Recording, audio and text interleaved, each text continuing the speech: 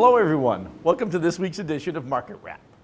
So as you can see, we're back in Philly, had a huge Giants win, big upset, 4 in a row, but I am not sold yet. We will find a way to blow this season, but right now we're looking good, so I'm gonna enjoy it for the next couple of weeks. So this week, 3 watches that came across my desk, and the first one is one of my all-time favorites, Lange's. It's the Zeitwerk, but a very special model, the Striking Time. So this now takes it up to a 44 millimeter case. It's big, it's platinum, it's got the awesome black dial, but it also makes noise. And to have a Lange quality piece that strikes the hour, it's an amazing piece. If you've never had it on your wrist, it's one of those pieces you should try on. Just got a great feel, and I love having that in the collection. The second piece is one of my all-time favorite classics. It is the Omega Speedmaster. I think the First Man on the Moon is one of the best watches ever made. I put it there iconic with a sub, something that everybody should have in the collection. I think today it's an exceptional value. Omega does a great job with this particular piece.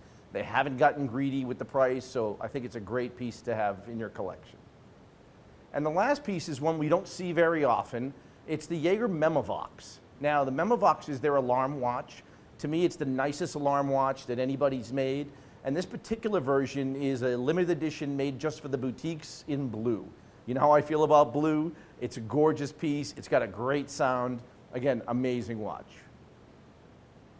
So we are now full force into the holiday season. It's early December, but things are really ramped up. The watch market is stronger than I've ever seen it. I've been selling Rolex for 37 years. It scares me to even say that, but I have never seen a market like this. Vintage models, new models, everything seems to be continuing to go up and up. Rolex, the new AP colors are crazy hot. Gold day dates, crazy hot. Anything platinum, we just can't get and keep in stock. But we're also now, I'm starting to feel, we're getting a little bit of a Rolex effect throughout the market. And what do I mean by that? So the prices on Rolex keep going up, the scarcity gets harder and harder.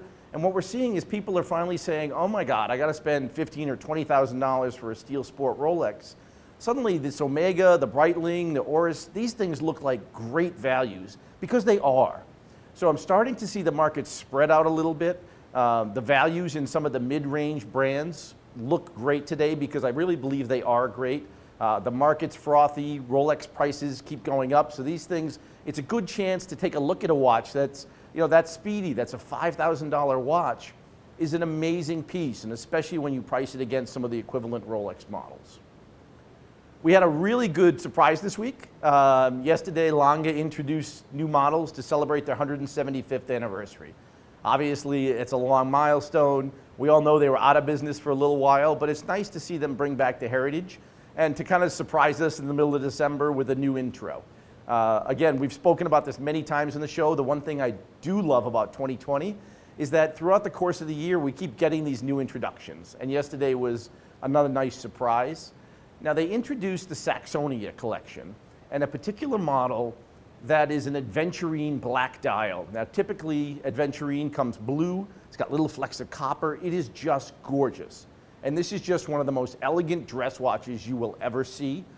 We don't talk a lot about dress watches these days because everything's sporty. Nobody's going out or dressing up, but someday we'll get back to that, and this is just a killer piece.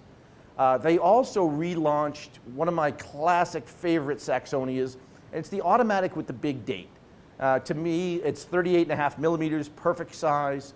A big date is the most classic, iconic Lange, so to have it in an automatic, a big date, a great size, a nice addition to the line, rounds out the whole collection. This weekend is our last auction season of the year. So we have 3 auctions that'll be closing this week, a couple of them over the weekend. The nice thing is these are all in New York, which means we don't have to be up half the night.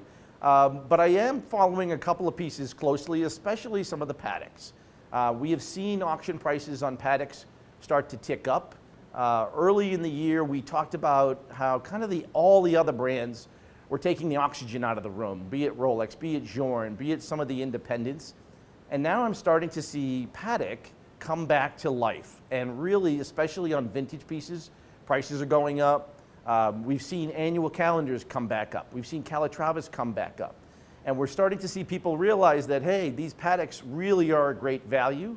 I think the last thing I would keep an eye on is the Patek Perpetual calendars, 5320, 5140, 5159.